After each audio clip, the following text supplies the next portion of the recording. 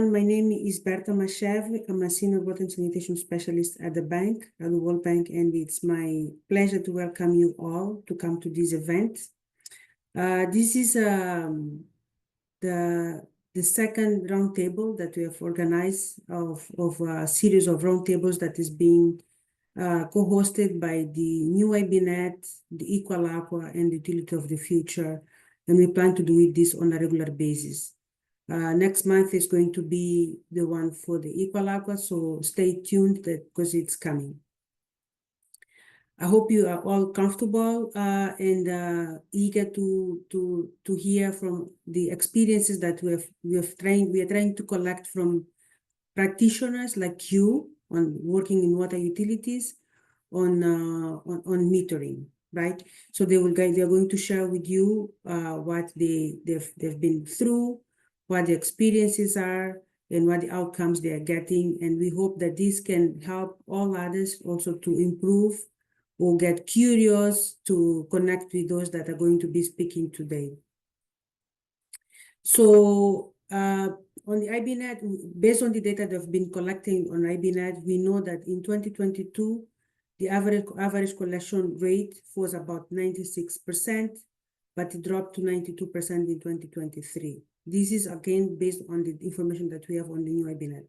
And I need to caveat here to say not all utilities always submit the data every year, but we want to, these statistics will help us track and will help us collect information and insights on how utilities are doing and what utilities are doing to be able to improve. No? So increasing the collection rate is one of the steps that utilities have to go through to be able to improve their financials and also, of course, to improve the service to the customers and have a solid performance, right? So today we are going to hear from a few discussants from around the world, and we hope that you take the chance to clearly hear and interact and also ask questions at the end. We have a great moderator that's going to be with us today, and I'm going to pass it to him now to take over from here. And you're going to listen from me again at some time at the meeting. Rad, over to you. Thanks a lot, Berta. Thank you for the nice words. Thank you for opening the event. It's quite a challenging thing having lots of participants. And we hope that in the next hour and 15 minutes, plus minus, we're going to cover a number of complementary aspects related to commercial, technical, technological, but also community, social, customer service aspects related to metering and not only. As Berta said, the topics is quite large and we can be quite technical and commercially oriented to it. And figures like build volumes, collection rates, etc. are one aspects, but by far not the only approach to the topic. I have a couple of very quick introductory slides to share.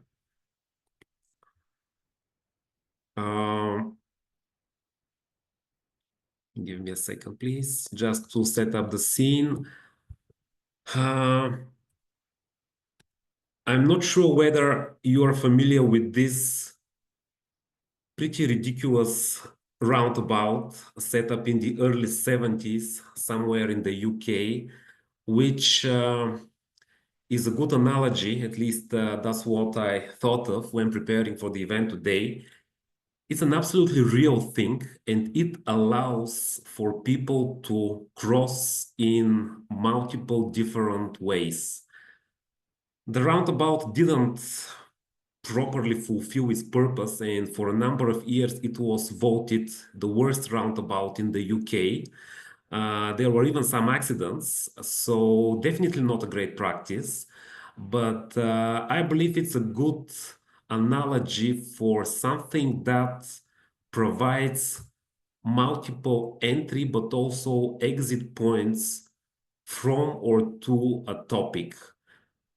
I believe that in the water sector, the metering topic and the water meter specifically, and the commercial water meter more specifically, is exactly such a thing, because it is, to a large extent, the cash register of a water utility. It is the source that brings the revenue. In addition to that, this is, I think, unquestionably the point of contact, the most frequent point of contact between water utilities and its customers. As we will see further down from Helen in her presentation, it is a point for deeper community engagement, both from the customers but also towards them. It is not least a tool for non-revenue water reduction, and I would say even not only for commercial losses, but also for any kind of losses. It is, as we will see from Pavel, a cost driver, not least, installation costs, calibration costs, meter reading costs, other costs. It is a device by itself, and as such, it could be a great relevant point to enter the topic of asset management. And as we will also see from Frederick later on today, it's a place where you can do quite a lot of technology experiments. You can link different systems like GIS and billing, etc. What I wanted to say with these simple slides is that the metering topic is such a big topic that it really opens to a number of things: technical, commercial, technological, operations, cost management and control, non-revenue water, commercial management, customer service, community engagement, wider building of trust, etc. Probably because it's an entry point to so many topics, we are happy to have good participation today, judging by all the balloons that pop up on my screen with how many people keep entering the room. And I hope that in the next 20-25 minutes with our three initial presenters, we are going to cover different areas.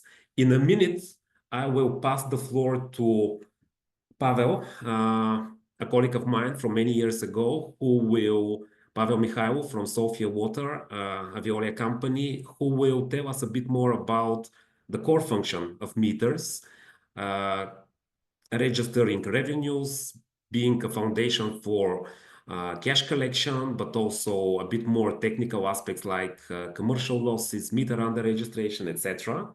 Then from that kind of technical aspects, we will jump into the softer, but definitely not less important aspects like how to build the trust of the customers. And we are going to have Helen to give us through some experiences. And last but not least, Frederick will try to give us some entrepreneurial, technological development angles that I have to say I'm happy to have seen in Tanzania.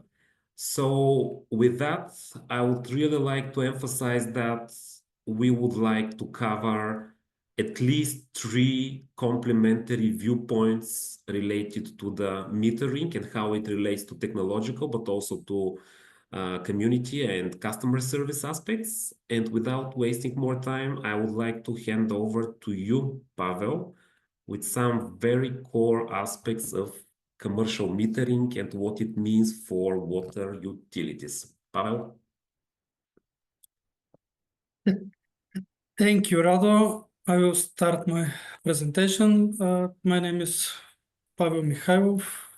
Good afternoon from Bulgaria, from Sofia, Bulgaria, capital of Bulgaria.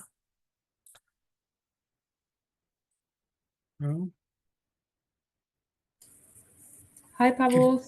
Can you see it? And we can see your presentation. Okay.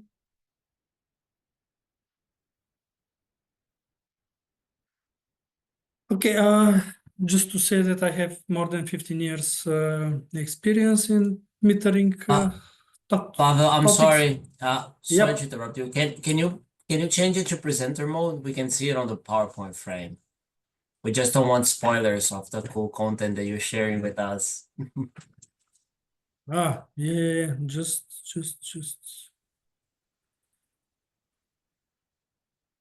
Sorry. No, no worries. And in the meantime, I've seen so many It's people okay already now? putting. Yes, yes. It's okay. I'll hand over to you. No waste more time. Go ahead, Pavel. Okay. Thank you. Metering, the inevitable evil, it is my definition about meters and metering. Why inevitable? Because it is clearly we are obliged to do it, but why evil?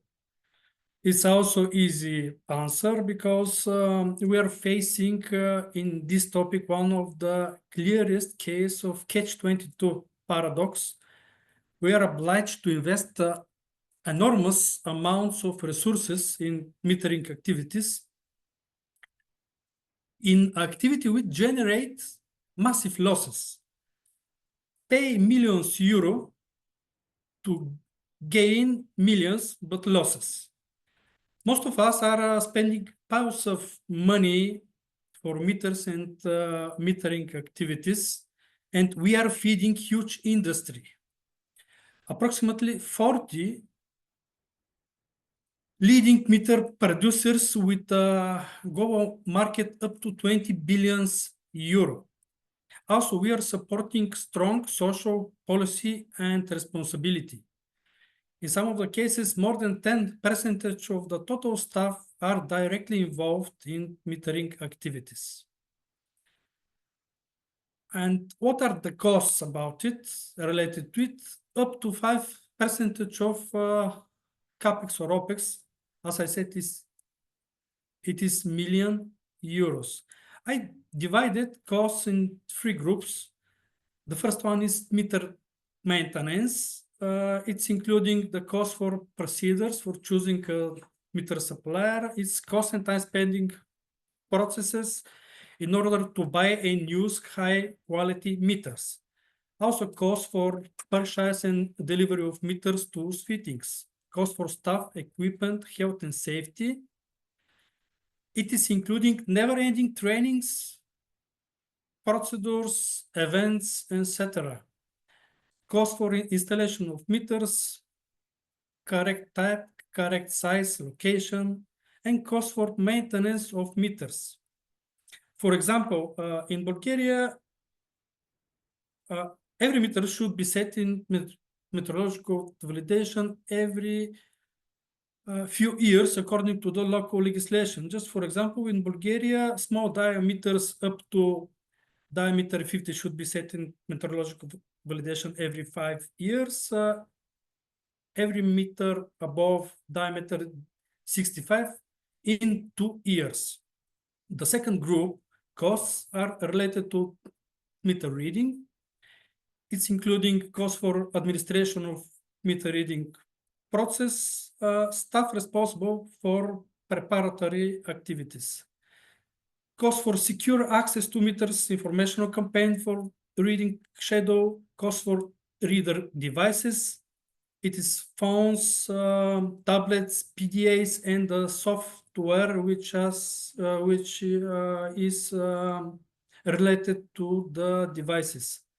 Cost for automatic meter reading technology, hardware, software, firmware, licenses, communication, network, etc., etc., etc.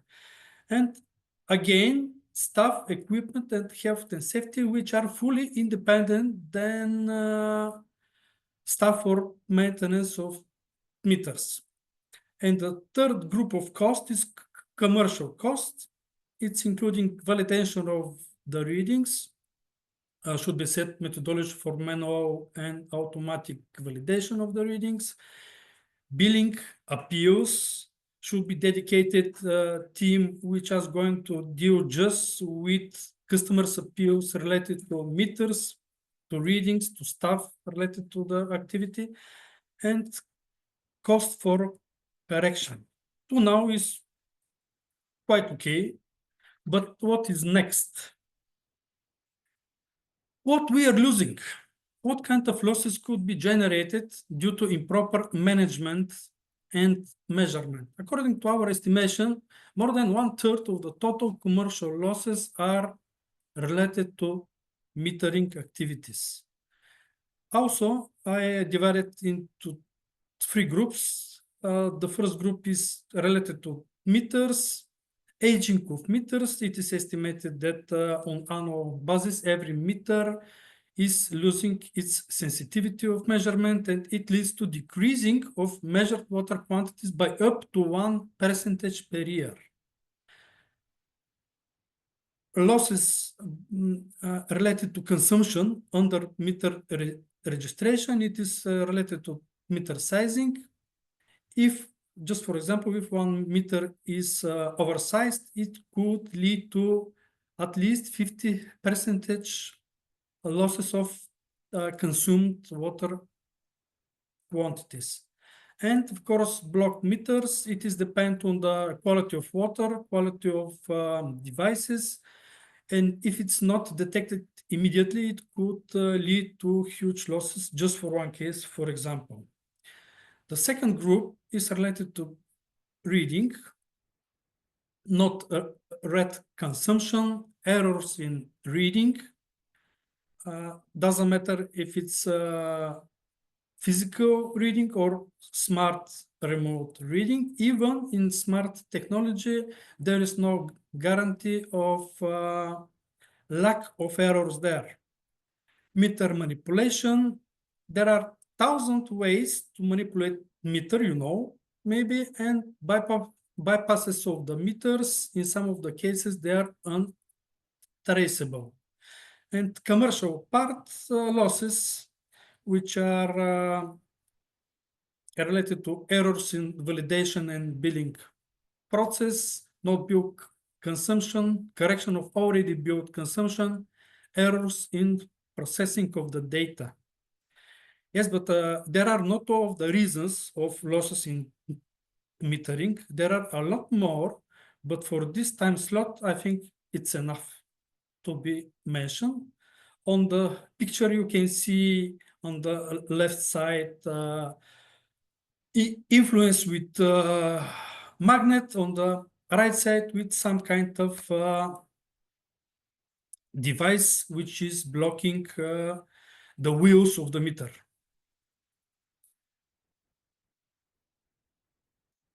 What should be our main pillars in order to manage in correct ways these processes?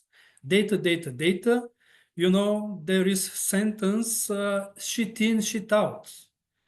It means if we don't have data, we are not going to do anything. The first pillar is collecting of the data, correct ways of collecting the maximum amount and quality of data related to access, related to properties, inhabitants, related to meters, for example, seals, condition of the meter, meteorological and technical characteristic, consumption, actuals, and observation codes, issues, and different types of additional information related to the meter.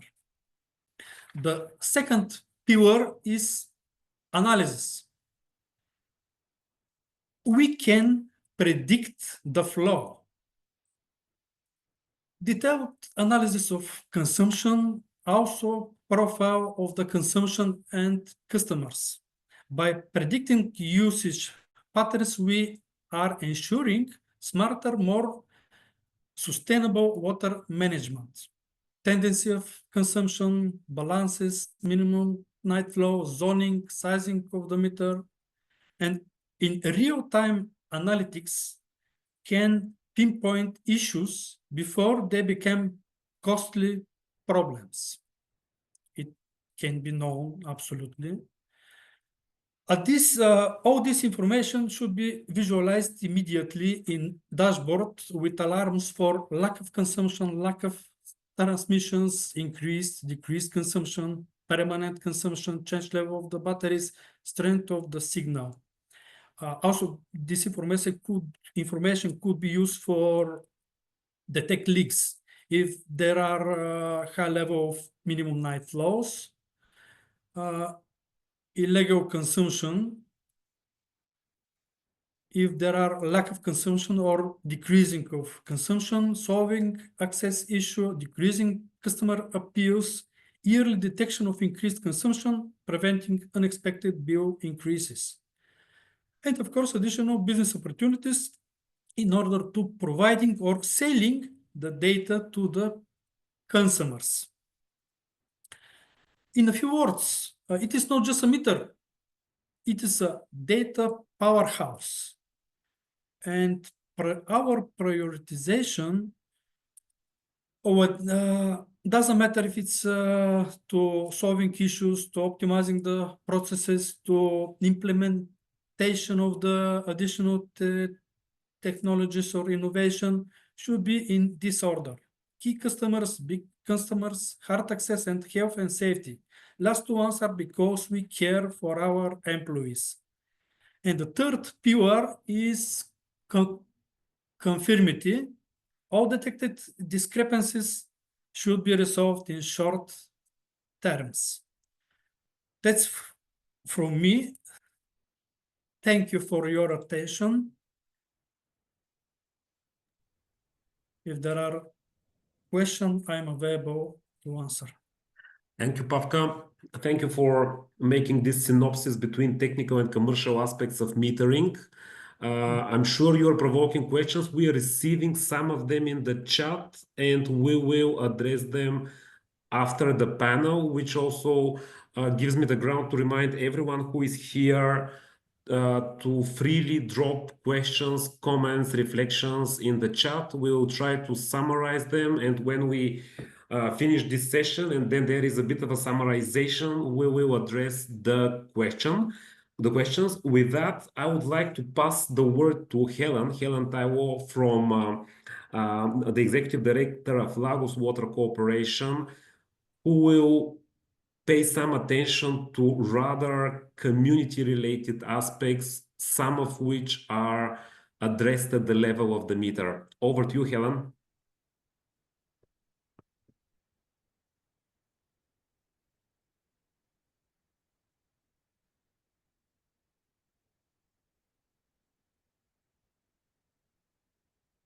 Hello, good afternoon. Hi, Helen. We are ready for your presentation. All right. Good afternoon, everyone. My name is Helen Taiwo.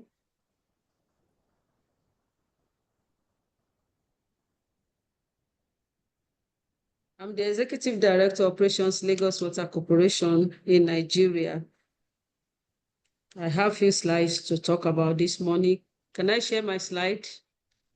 Yes, go ahead.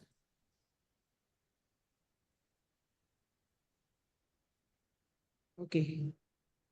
Can you see it now? Yeah, just please put them on a full screen mode.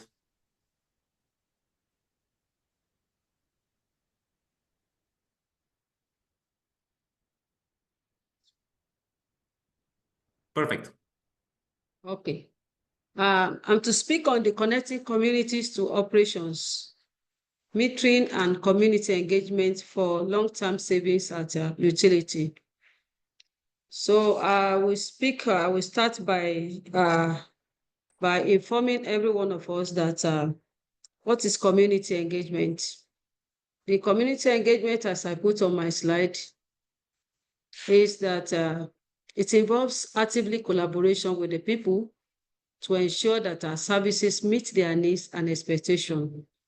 And this process will include, that is, we share information, keep the community informed about your projects and about your decision, about what you have in stock for them, what you want to give them, and not just giving them just anything, but let's talk together, and so that every one of us can reason together to know where exactly where their need lies. And so that is what we have done in Lagos Water Corporation in Nigeria. We went to the community to share them, to consult them, exactly seeking their input and their feedback. What do you really need? This is exactly what we have in stock for you. This is exactly what we are bringing to you. Do you really understand it? Do you really want it? Or how do we serve you better? Or how do we present it to you? And also collaboration, in order for the two of us, the community and every one of us in the utility to partner together with the members in decision-making process. In fact, we really have to let them understand that this is your project, it's not our project. It is just for you to own this project. And so we will take it off from there. So once we include them in our planning, we include them in our processes, therefore, there will not be any problem with us as the time goes on. So that's exactly what the community engagement really means. So so engaging with a community, it can happen in so many different ways. And each level of involvement brings its own unique impacts. The table that I have below here tells a better story of what really happened. It is an experience that I gathered in the last 2 years, and for me to be working in Lagos Water Utility, it has been the experience that I've gained in the last 2 years, though I have some experience from my background, from where I was coming from. And so before I started working as operations director in this utility. So what I've said in the other time is that increasing impact on the decision, we have to inform the people. We have to provide the public with balanced and objective information. This is just for us to assist them in understanding the problems or the alternatives, opportunities, and or solutions that they might have or we might have for them. Also, we need to consult them. Not just a cap that fits all. There are some particular communities that need certain solution. The solution is not the same as the low-income community and the high-income community. There are different solutions to different problems. And so therefore, we decided to consult them. So in order to increase to obtain public feedback on our analysis on the alternatives and all decisions. So by the time we sit down together, we'll be able to say, okay, the community will be able to tell us, this is where we will need you, and this is where it will be better for us. And also to get them involved, to work directly with the public throughout the process, so that in order to ensure that public concerns and aspirations are consistently understood and considered. It is when we talk to them, when they talk to us, that we'll be able to understand where we will meet them and where they will also serve us. Both of us will have is a symbiotic association. So we decided to collaborate also to partner with the public in each aspect of the decision, including the development of alternatives and the identification of the preferred solution. Some prefer, okay, in the community, there is water, there is problem, and the problem is scarcity of water. So Lagos Water Corporation has brought water to your doorstep. What do you have to do with it? Do you want us to bill you a flat rate, or do you want a meter, or how do you want us to serve you better? These are just the two of us will collaborate. They will be the eyes of the utility, even while we were not there. They will be the one looking up onto it. Is it working? Is it not working? All that. Then we need to empower, to place financial decision making in the hands of the public. How much do you have to? Can you afford? How do we bill you? Is it on monthly basis? Is it daily that you want us to give you, or how do you pay? So that one is part of what we discuss at this community engagement. Then we have benefits and challenges of community engagement. The benefit is trust building. The community, when we sat down together, we met with this is Nigeria, and it's a developing country. So in Nigeria, this is Lagos also, we have community by community, have community leaders. And so we have traditional heads. And some of these communities, you have to meet with traditional heads. And when you meet with the traditional heads, we'll be able to go along, we'll be able to penetrate into the community very well. So there will be no resistance. Once it is the community head or traditional head that is inviting them, people along the line we tend to have regards for our community, for our traditional heads. So in trust building, these are some of the benefits. Engaging with the community, it will give us transparency. They will tell us this is what we want. When we met them, they told me practically that, look, madam, we need meter. Though this your flat rate is okay, but there is need for metering. When there is metering, there won't be any shady things. Everybody will be transparent. What I spent is what that I will pay for. So improve service adoption. When communities are involved, they are more likely to embrace new initiatives. You know, I said it that this is a developing country. Some of us, we have metering in the developed climes. You are used to metering, but here it's not that we are not used, but we are just introducing one after the other. And so that is exactly what has happened along this line. The community involved, they got involved and they told us, oh, the flat rate that we have been adopting before is okay, but we would like to be more transparent. We would like metering. And that's where we started from. And from that decision, feedback loop, direct input from users helps in refining services to better meet their needs. When they told us what has happened, the feedback we got from them made us to decide on what next to take after. Then resource intensive. Effective engagement requires time and resources. It took a lot of time. We have to go from one place to another. In the first instance, we started with a larger community, but as time goes on, we started with small communities, and we could realize that these small communities were able to give us the results, because when we started with this community in a larger forum, most people did not really understand, and most people did not really appreciate or did not really want to go along with the new initiative. But as time goes on and we started meeting with bit by bit, we started getting results. So resource intensive. Also, diverse perspective, balancing varying opinions can be complex when there are so many people, but when we started on one-on-one basis, we realized that we were able to get results. Resistant to change, people decided not to agree with what is going to happen, because a new practice is a new technology. And so people were looking at, how do we do about it? Okay, just give us something. But we were able to educate, we were able to talk to them, we were able to let them understand that this is a production. You know, in our community, in our own climate, water is like a social good. It's not a commercial. But when we started to say, okay, let there be commercial activity in this area where there is need for sustainability, there's need for this utility or this plant or this production aspect or needs to go ahead. We need to move forward. We need to be able to sustain ourselves. We don't need to get back and so close up. There's need for us to sustain. And so therefore, there's need to pay for water. And in this aspect, we have to educate people. We have to tell them the benefit and do you want to go back to where you are coming from, where you don't have water? They said no, they want to move forward. And so this innovative is very, very important. We need meter. So metering for innovative billing and collection.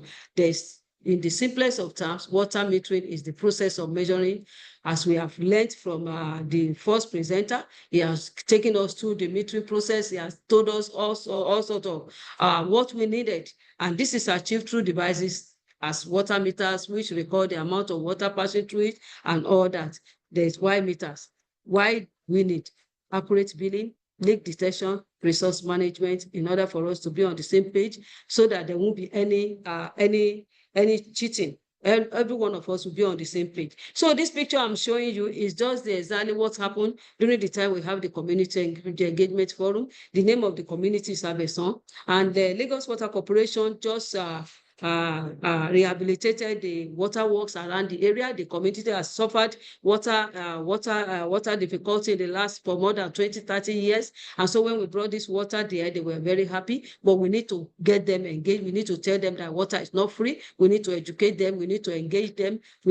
So we started with a large forum. Later, we went ahead to smaller units. You know, the other time I spoke about the community leaders. That's the Bale. In Nigeria here, we use that as traditional ruler in that community. Is the head of that community traditionally. So we have to meet with all the community leaders too. We have the Community Development Association. Those are the people representing. And so we met with them. But in this part of this community engagement, we didn't get much results. As time goes on, we decided to meet little cluster by little cluster, and we were able to get results. Most of them demanded for metering. We envisaged for metering, but at flat rates that we have been practicing, most of them are still even paying flat rate. Some prefer flat rate, some prefer, so different community with different solution. How metering and community engagement lead to long-term savings, revenue assurance. That is, we have learned that also from the past, the former presenter, operational efficiency. Engaging communities are more likely to report issues promptly. They are ready to tell us what has happened. They are ready to tell us that these are the quicker solutions to all the problems, and also that saves costs. Then sustainable practices, I said it the other time. Educated users tend to adopt water saving habits. Once they know that this water, we have engaged them in so many places, we have exposed ourselves to them, we have let them know what we go through to process this water, and there's need for you to protect water, there's need for you to conserve water. So most of them are ready and they have better understanding. Also, we have recommendation for advocacy and operational improvements. So this is exactly what we did in Abeson. We have also replicated in another community. In the last, about 2 weeks ago, we had a community engagement too in another area. So we decided to take this one little by little through the state, from one local government to another, in order for us to win customers' willingness to tap into our water and also to pay for our water. So we have developed comprehensive engagement strategy. This one, we have already said it, this is tailored approaches to meet the unique needs of different communities. We've invested in metering infrastructure too. We have the third party that we are taking up right now to take some of these water these areas for us, for revenue, for metering and all that. Also continuous education program. We have continued to do that. Thank you very much. This is the conclusion. By effectively connecting with our communities and implementing robust metering system, we not only achieve long-term savings, but also ensure the sustainability of our water utilities. In order for us not to run the water utilities at ground, prioritizing these efforts build trust, strengthen community relationships, and enhances both operational and commercial efficiency. Let us commit to proactive engagement and smart water management practices to secure a resilient future for our utilities and the communities we serve. Thank you very much for listening. Thank you, Helen. Thank you for walking us through this comprehensive engagement process and building trust with your customers. I definitely see the difficulties between the efforts to do water saving campaigns and to build water saving habits that you are talking about. And then we had Pavel earlier, who is talking about how to meter more, how to make sure that we are accurate and we don't lose volumes that pass through the meter. Let us now move to the third speaker, a couple of hundreds of kilometers further southeast from you, if my geography is correct, with some nice example on technological advancements, not only in the area of metering, but also using metering as a central point for some of the activities and technologies that he is deploying. Over to you, Fred.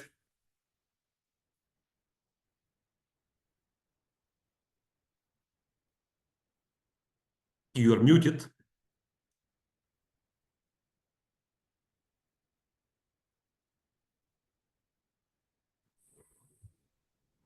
Hi everyone, good evening. Can you guys hear me? We can hear you a bit softly. If you can speak up Okay, fine. Yeah. And put your presentation on full screen mode. Okay, sure.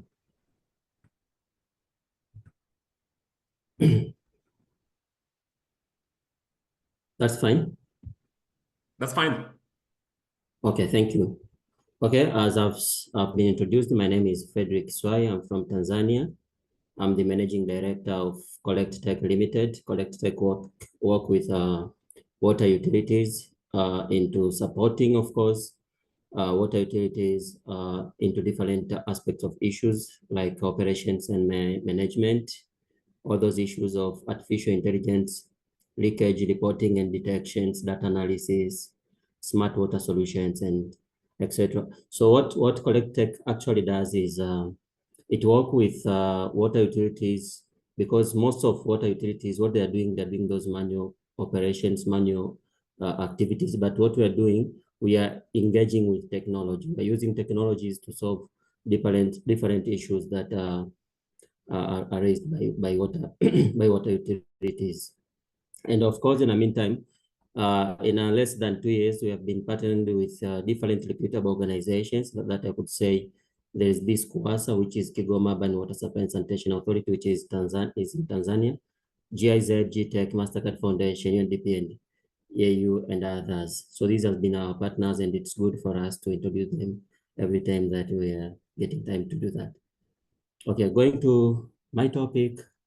These are the water challenges that are facing the communities, and these are the challenges that are actually facing the water utilities. We did a research in a number of water utilities before developing the solutions, because we're using technology to develop a number of solutions.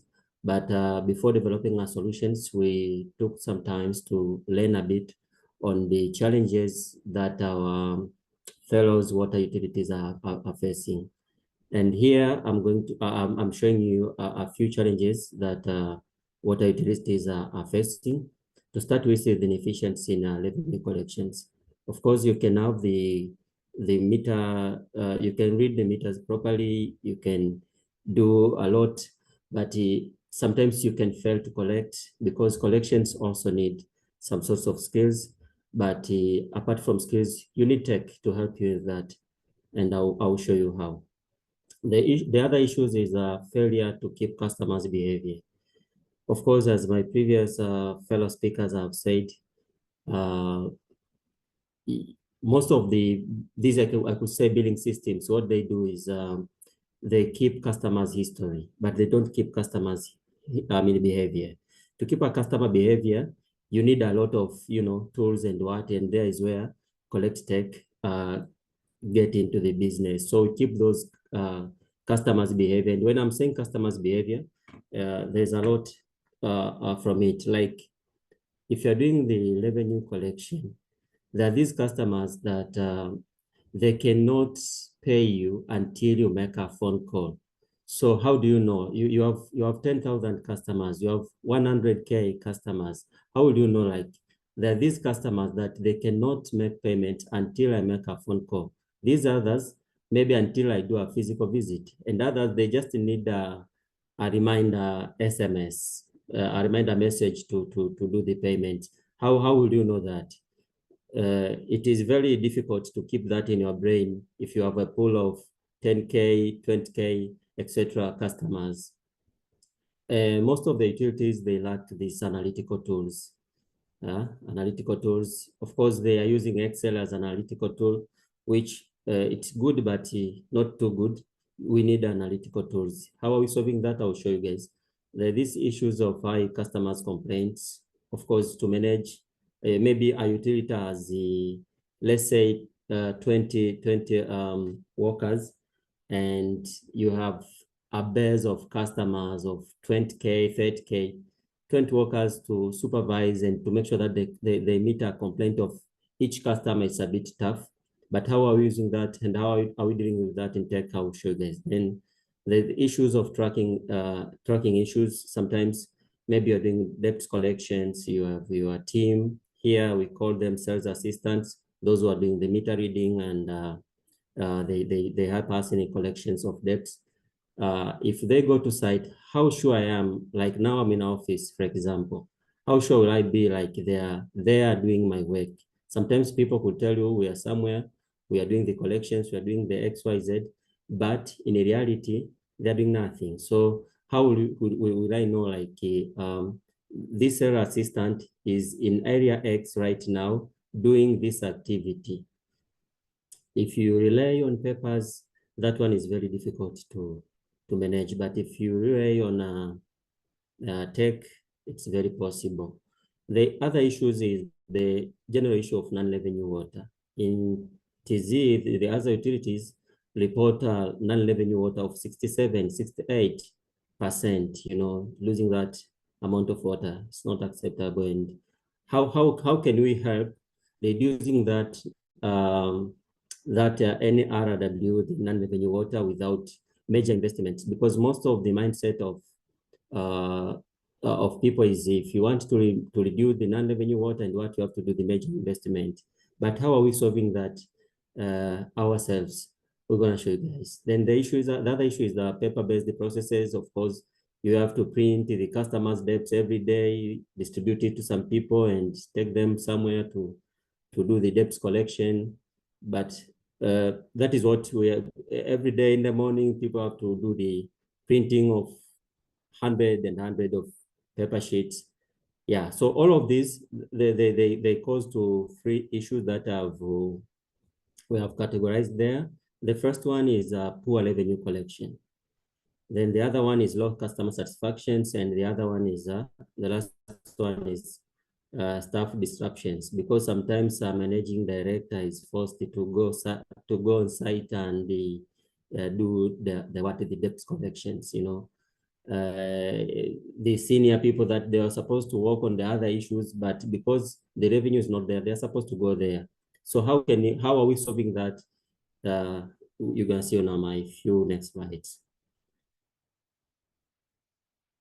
Okay, so solving that, we came with 2 solutions. The first solution is called the makusanyo. Makusanyo is a Swahili word which means collection. Collect is kusanya. So this makusanyo is a verb. Now it's when you say makusanyo, of course you have to come up with collect. So we have that makusanyo app. I will show you in a couple of slides on what it does. Then the other app that we have, it's called Amanzi. Amanzi, it's a Bantu word being used by different places, and we actually got this word from South Africa. I think it's a Zulu word, or it's a Bantu word. Actually, it's a Zulu. Even here in Tanzania, there are some other tribes, they call water Amanzi. So Amanzi means water. That's simply. So how does it do and what? Yeah, I'm gonna show you guys. Okay. Coming with this first solution, Makusanyo. What does Makusanyo do? Okay, we developed this app as one platform that solves a lot of issues in helping the utility to do more collections. What does Makusanyo do? First, it do the daily task assignments and management. Like, let's say I have this first sales assistant whom I'm assigning him or her to go somewhere to do the debts collections. So when they go there, I'm giving them, let's say, 30 customers. For example, if you check here on my other side, there's this sales assistant called the Housey. So I've given him 30 customers. So what it does is they have to visit the 30 customers. And if I put the 30 customers in the list, they have to go and visit the 30 customers, not the other 30 customers that they can create on their own. How am I getting these 30 customers? Of course, we have those analytical tools that they check on the customers' behavior, customers what and what, yeah, which it's not a topic of today. So if they go there, there are a lot of issues that they can do. So the first thing that the Makusanyo apps does is we do the assignments of the customers. The second thing that it does the customer behavior check and what, yeah. So it can know, like, this customer must be, you cannot, like if you can see here, like let's say here there is 0 phone calls made. Of course, it's within the app. Like if they do the phone calls, we capture, like, these customers have been called XX times in a month, in a year, etc. So they do if they have been disconnected, they have contract, they have what and what. We see all of them in one dashboard. So basically what Makusanyo app does is, first we assign the customers there. Once we assign, then it checks the customer's behavior. It do the real-time tracking. I can know how many people a sales assistant has visited per day by just tracking their phone calls. And we track the phone calls actually during working hours. We don't track beyond working hours, and it's very automated, and they are alerted. Like here, of course, I've, like, last scene is XXYZ. So they even know when they're there at the site, they know the last scene for me, it is XX minutes ago. So we do the tracking, then this field operations management. So with this app, what they do is they go to a customer in a list, and once they visit a customer and they mark a customer as paid, for example, they cannot mark a customer as been disconnected or paid without reaching to the customer's area. So if they go there at a customer location, they mark a customer as paid or disconnected. We capture those coordinates. We check the coordinates of the customer, the original coordinate of the customer. We check the other customer that if you mark as disconnected, we want to see that this customer has been marked as disconnected at his or her area. So we capture that and we can tell from the reports, like you visited this customer, you didn't visit this one, etc., etc. There's a lot of issues there in Makusanyo app, but that is just a brief view of it. So apart from this app that you see, we have other web app, desktop apps that they do the analysis and what. That's why we said, if you're using this app, you don't need to buy another analytical tool. We have all those as part of the Makusanyo app. So even the third customer that you see here, we are not just picking them randomly.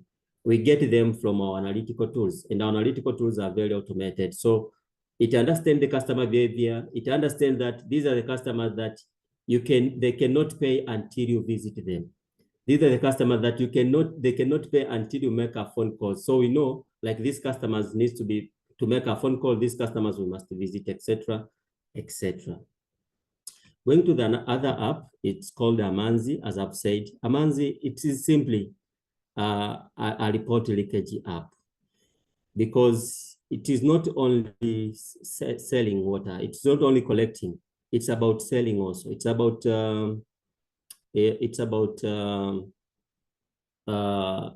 reducing the non-revenue, the water losses, etc., etc. With that idea, because the region that I am in right now and we are operating with, where we met Rado, they reported non-revenue water of 67% per year. So, there is no major investment into these distribution pipelines, etc., etc. But if you want to collect more, then you have to see how you can reduce this non-revenue water. There, the idea came to develop this app called Amanzi. Amanzi, what it does, if you find a leakage somewhere, what you have to do, it's very simple. Like you see here, this is the app. So if you get a leakage, you write a description, like there is a leakage here, blah, blah, blah. You take a picture, you submit. That's it. It works like Uber. It finds the nearest technician, it assigns a task, then it makes sure that a technician has done the task and what. So it manages all those issues to put it clear.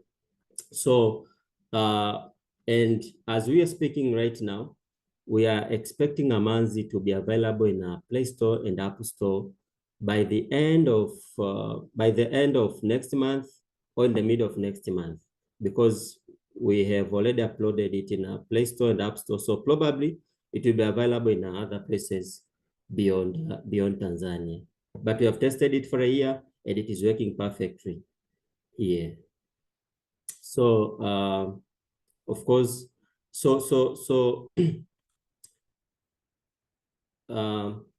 as I've said, how Amanzi works is you report a leakage, it assigns it to a technician fixes it, and we get the updates real time in office. Like this one is the dashboard that we took it in office today.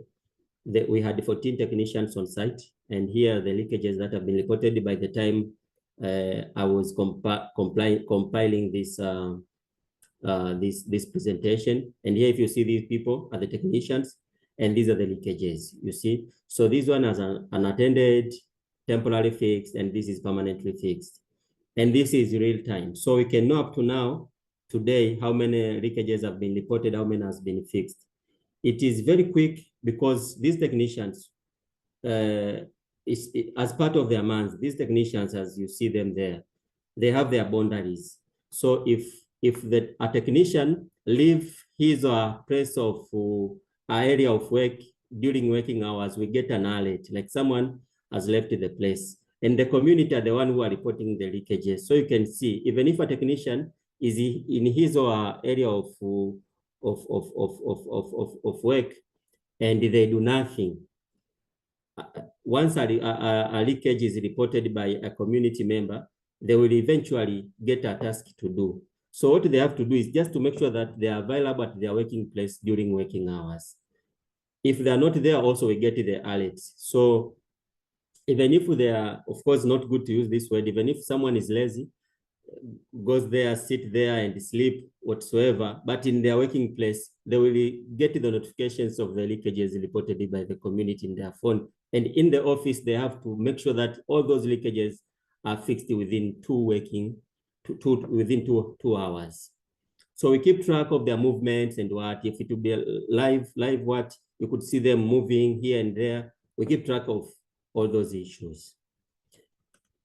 Then, of course, as part of that, I just decided to share this. I decided to share this one. This shows, these are the leakages, you see.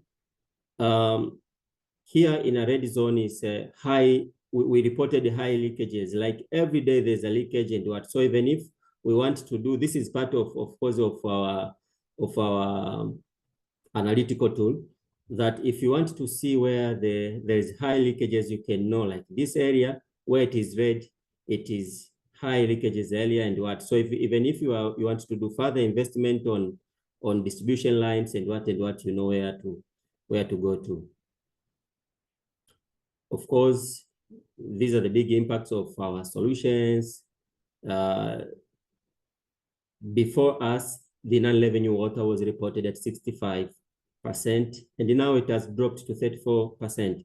Remind you, this is without using doing what, the major investments into maybe infrastructure and what. It's just by involving the community, as Ellen has said, just involving the community, giving them the app and what.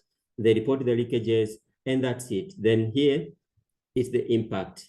Why? Is because we have reduced the working after leakage is reported. Before, it used to take even 5 days or even more for leakage to be fixed, but now it is within 2 hours. A leakage must be fixed, and I could show you maybe next time the other leakages that have been fixed within 30 minutes, 15 minutes, etc., etc. So this is, you can now calculate and know like how many water has been saved, but just by involving the community and just by doing this. Also, the revenue. Of course, we have increased the revenue from 85% to 96%. That is an average, but the other months that we go even beyond 100%. That means we collect even the arrears debts. Why? Because we know how we manage people with this app, and everybody is accounted for. Unlike most of the places, they pay monthly salaries and what. Here, even our workers are paid based on their performance.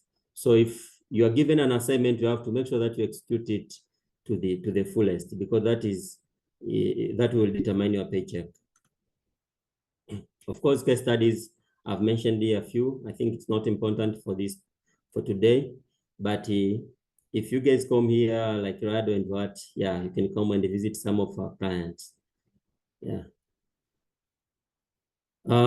Apart from that, Makusanyo and Amanzi apps, what Collectech has done is we have the enterprise GIS. When we say we have the enterprise GIS, it's a local solutions and it works perfectly. We are using it, but it's not a session for today, so I'm not going to talk more about that. And also we have those AI data analysts. We have tested them. We are training now our robot with the different models and what. So expecting maybe in the next sessions we can show you how our robot works and what. Yeah.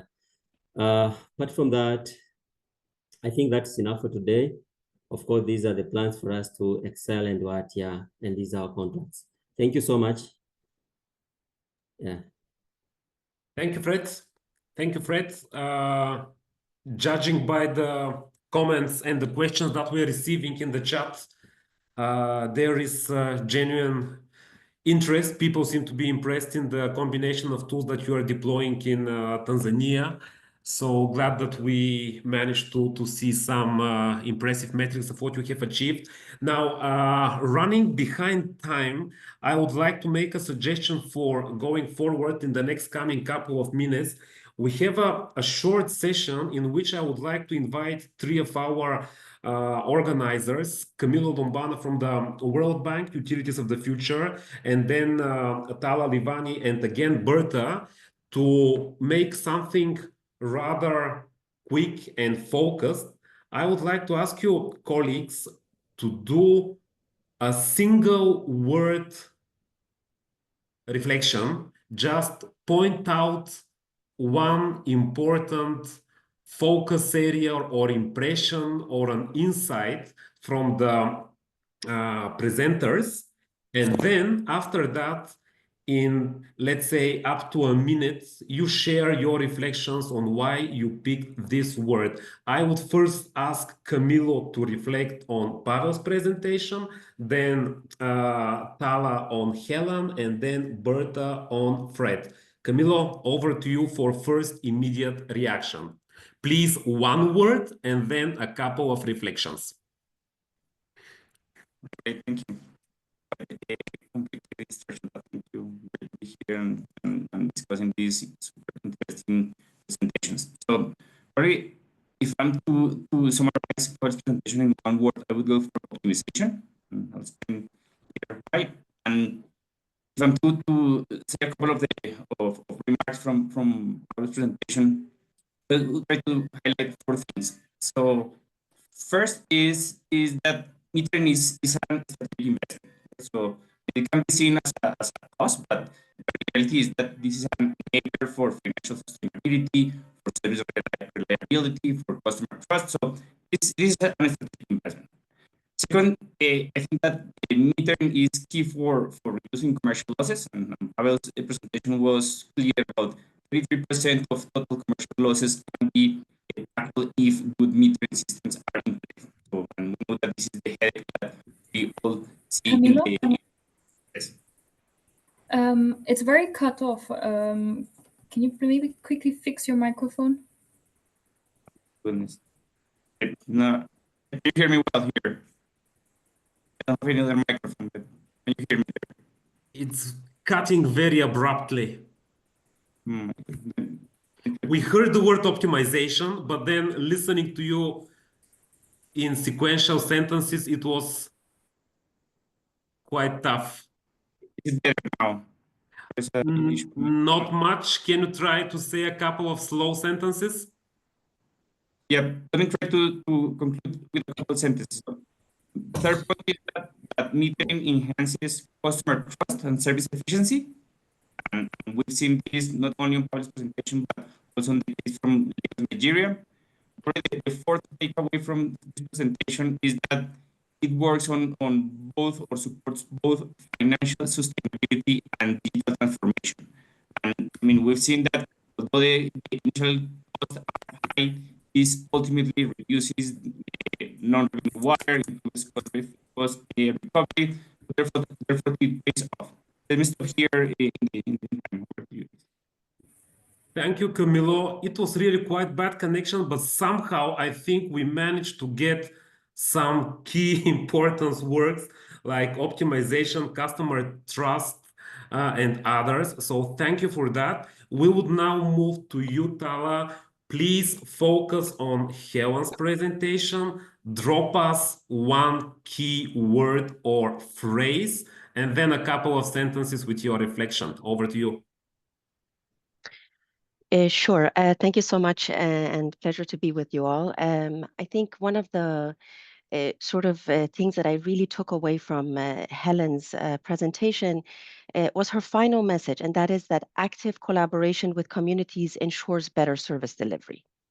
And of course, having diverse voices within utilities leads to more inclusive decision-making and better representation of community needs. I'd like to take this idea one step further and underline the critical role that women can play in the water workforce. For example, in customer engagement roles, they can serve as trusted messengers and role models in community engagement efforts, particularly in reaching female-headed households and also in addressing broader gender-specific concerns. In technical and managerial positions, they can provide a holistic approach to help utilities deliver services that meet the needs of a broader customer base. Another very important point raised by Helen is that one of the key elements of community engagement is to build trust. Now, women are at the forefront of household water management. Because of this, increasing female representation in utilities, particularly in customer-facing roles, can strengthen trust and improve service adoption at the community level. Now, putting these two together, what are some concrete recommendations for utilities? The first is, of course, to recruit more women in customer-facing roles. This includes training and empowering women as meter readers, billing agents, and community liaisons. The second is that we should adapt communications and engagement strategies to address women's unique water access challenges. And finally, it's important to provide pathways for female professionals in utilities to grow into decision-making roles. And this is something that the platform that I lead, the Equal Aqua platform, which is supported by the GWSP, promotes. It supports a gender diverse water workforce, and we can always discuss this later during the Q&A. Thank you so much. Thanks a lot, Tala. Thank you for summarizing that and for focusing our attention. Last but not least, over to you, Berta. One strong word and a bit of reflections. Can I use two? I'll say smart people. And I wanted to say smart people because we need technology, we need AI, but we need people. And in today's world, and I'll be honest with you, I've not been able to use much of AI. And I have to do that. Because yes, we have AI, but we also need people. Without the people, we cannot do that. So it was very good to see Fred's presentation where he talks about technology. Yes, someone sat in his computer, he designed all these programs, but these programs are to be used by people. These apps are to be used by people. So they go to the customers where the customers are. And it's very good to have people engaged. They have these customers that are engaged on using this technology. And we all like it. We all like the latest smartphone, right? Because we want to do things with that smartphone. So we need to embrace and use the smart technologies so that we can do that. Just a little bit of challenges that I wanted just to leave here because I mean that's why you're here. I mean, I'm not going to talk about the good things you do. You already know that. I want to just to challenge you a little bit on that, no? So on Makunyasu, I really like the app that you track people that they go and see where they are, what they're doing. But I wanted to see more on how the customers can come and pay without having to have someone call or actually go and knock the door, right? So more on the customer's part, which is what, I mean, Tala reflected about and what, there's reflected. So a bit more, yes, use technology to do other stuff. And I'm sure, I have no doubt that you have also, the utilities have technology to have people to pay without going to the shop or without going to the store. So how can we have people do that and without anyone having to go exactly to knock the door, right? So I think this is something to reflect on and to go forward, no? And on the second app, the Manzi, where we always see leaks everywhere, right? And visible because what is leaking. What about those customers that are actually stealing water from the utility? Because most of non-revenue water actually also comes from there, from the commercial losses. I know we're going to badmouth other people because I see my neighbor that is doing something and I'm going to tell someone that I see my neighbor that is doing that. But it's something that needs to be done because at the end of the day, it's a collective good. I mean, people mentioned we see here as a social good, but what is not a social is the water itself may be a social good, but for the water to be treated and come to that tap, someone has to pay. And we all have to pay, we all have to contribute. And the more of us contribute, the less we may pay. So this is just a few of reflections that I wanted to put on the table as you think forward on your AI technologies. Over. Thank you, Berta. Thank you for making the link between people and technologies. I think it's all that today's roundtable is about.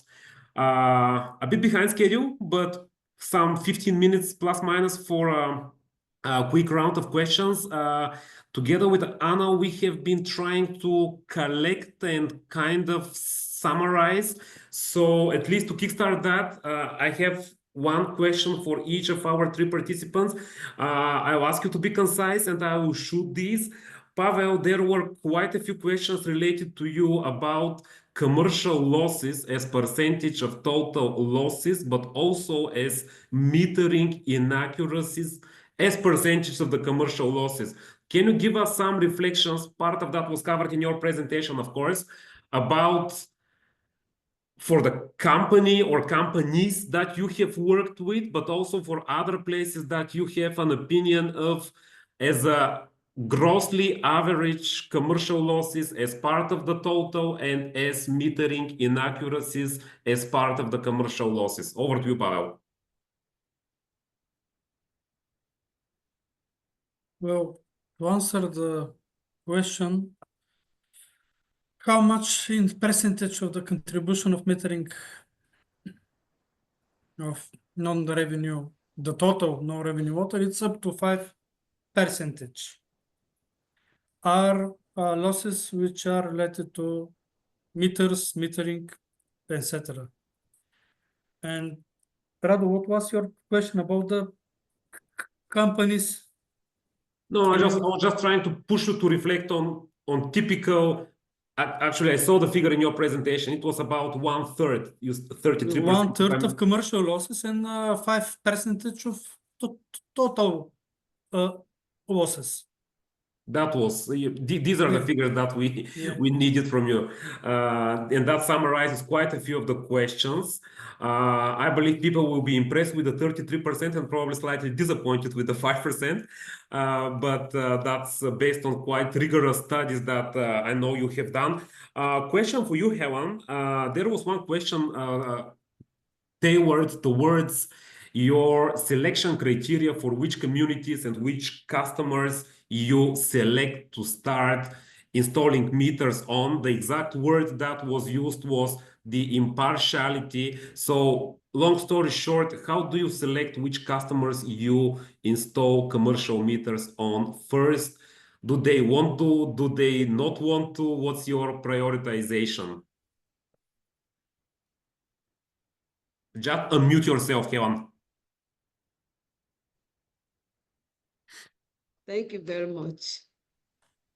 For choosing the community, we didn't choose the community just like that, but it's just because of the necessity. We realized that the community has suffered for so long for potable water, so we decided to rehabilitate the mini water works that is very close to the community.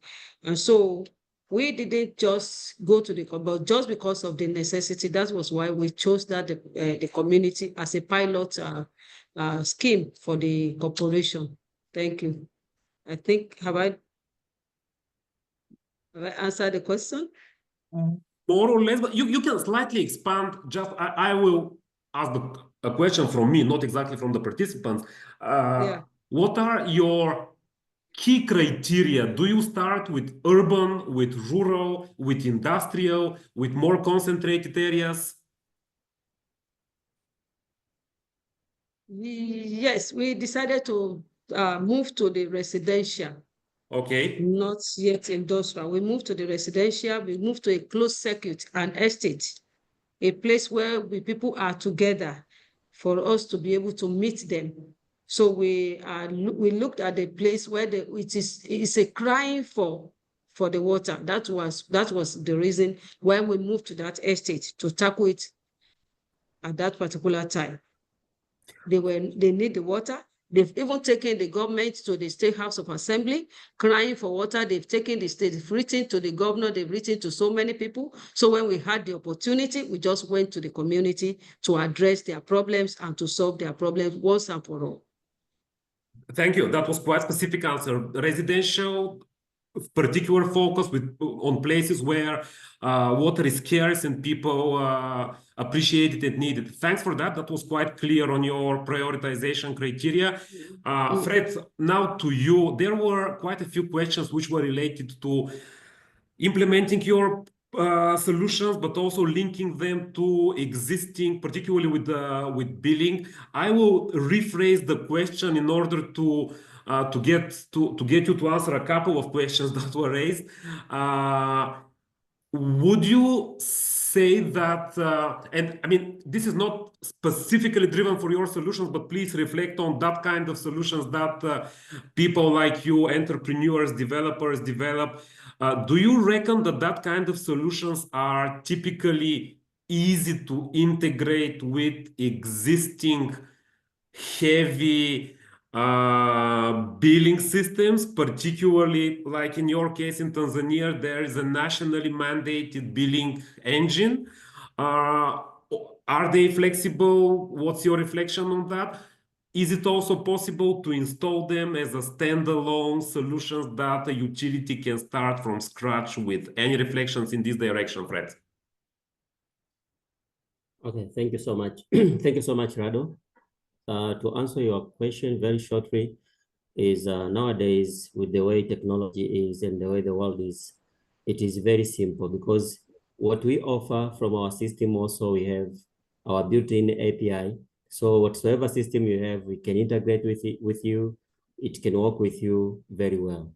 And specifically here in Tanzania, of course, we are working because here we have a unified billing system, as you know.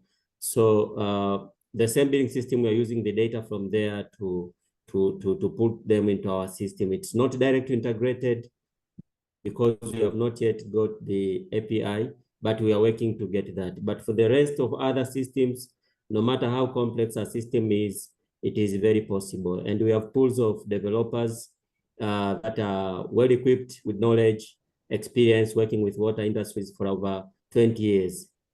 So everything that we have said here, if it's needed in any system, it's very possible to integrate and it will work perfectly. Yeah. Thank you, Fred. That gives an idea. That gives an idea. I think more and more water utilities are considering apps and systems as more than something that helps them cover a process in information environment, but as a strategic question. So I think you gave a bit of insights on that as well.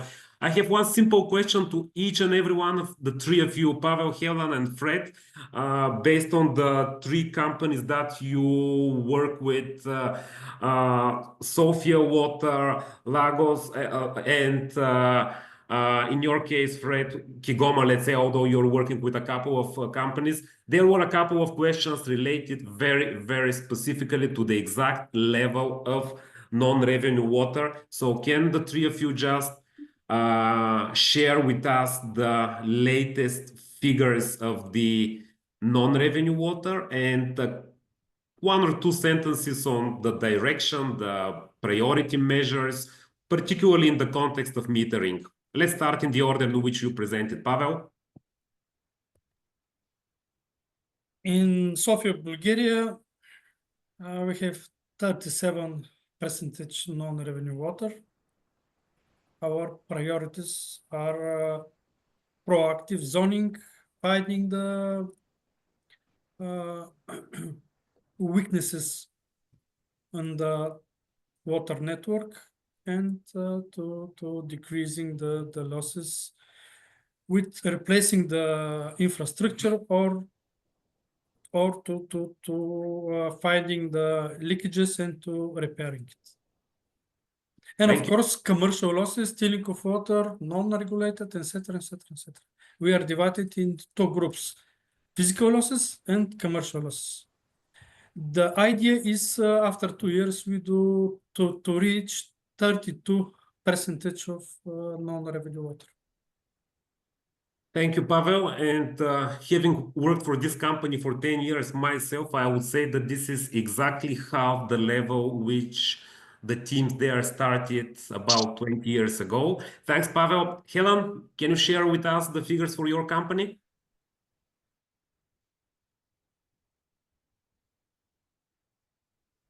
Thank you. Good afternoon once again. On non-revenue water, the company that I work with is Lagos Water Corporation, Lagos, Nigeria, and it has the responsibility to provide potable water to the people of Lagos. Presently, our non-revenue water is very high. We will say it's above 50. And from our own perspective, we'll see it as a problem from both technical and commercial. So what we are trying to do technically now as a corporation is that we decided to conduct an assessment survey on our distribution network, most especially the trunk mains, which is about almost 200 kilometers in the state. So this is one of the things we are embarking on, and we are working on it. Also, to the downstream, we are looking at a situation where we put almost everybody we want to meter, but we have not done that. It's only about like 35–40% that is on metering. But we realize that in most of these cases too, we still have some of the problems that Frederick mentioned the other time on this network. So we are trying to look at a situation where we will engage the third party for the last mile connection, maintenance, and the revenue collection. Thank you. Thank you very much. Fred, a couple of words from you for Kigoma, although these were on your last slide, but still some quick reflection. Okay, as I've said before, of course, in Kigoma, we are reporting right now 34%, and we are planning to reduce it to 20%. That is the plan that we so far have, and working with the utility, of course, we are going on well. So the plans that we have, as I've said before, we are tech people. So we are actually planning to do more, like, of course, I've read a couple of questions, but we just want to go beyond on what we have showed you guys. We want to make sure that before this year ends, we really use tech, we really use AI to make sure that we connect with the community, because to do the major investment, it is not that easy. But working with the community with these tools and what the community can help us reporting, and we must stimulate our technicians to make sure that they solve the issues, not in 2 hours, not in 15 minutes. It should be as quick as possible. So that is actually what we are doing right now, because as you know, for the meters and what we have covered that, but the issue that pull us back here is leakages, and we are fighting hard, and actually we have worked it very well right now. Thank you, Fred. I think the three of you covered different aspects of non-revenue water. Pavel focusing on metering and illegal. You're focusing on response time. Helen focusing on engaging customers and expanding the metering. So you gave the different kind of perceptions. We're not going to be able to cover all the questions. Thank you for dropping different ones. There was one particular one which I liked, which I would like to use as a closing remark about community responsiveness and providing positive feedback rather than pushing people to collect their money for water that has been metered, move it the other way around and provide positive incentives for people not to reach that situation. Thanks to the participant who raised that. With that, I would like to thank our three participants and all of you who raised these questions. And I would like just one administrative remark. We will ask the participants to share with us versions of the presentations that are happy to be shared. And there were quite a few questions whether these can be shared, so you can rely on that. And over to you, Camilo, for some final words. Apologies for not sticking to the time. I think some of the insights were quite appreciated. Camilo? All right, can you hear me now? Is it better now? It's a bit better. Okay, apologies for that. So, yeah, I probably just say a big thank you to all our speakers today. They inspired us and they motivated us today, right? So they show how utilities can enhance the efficiency via smart metering, via the use of innovation and current technologies, and of course, via engaging customers better. So I think that as we discussed today, Radon colleagues, effective water services delivery is not about the technologies, but is mainly about people as well. So I think that the accurate meter reading goes hand in hand with community engagement. So we cannot have one without the other one, and we can not only have community engagement if we don't have the other side, which entails having good technology and having the adequate instruments to do so. So I think that it's key to have both angles well thought out to make sure that this moves forward. And it came very clear from the discussion that we had today. So I think that from advanced meter infrastructure or innovative tools like AMAN strategies, the presentations that we saw today highlighted the practical solutions that put together these two worlds, the technical and the human aspects of water management, and in the particular case of today, the commercial aspect of water utility management. And what you were saying, I think that the engaging discussion that we have today, Radu, the thoughtful question that we're posing in the chat,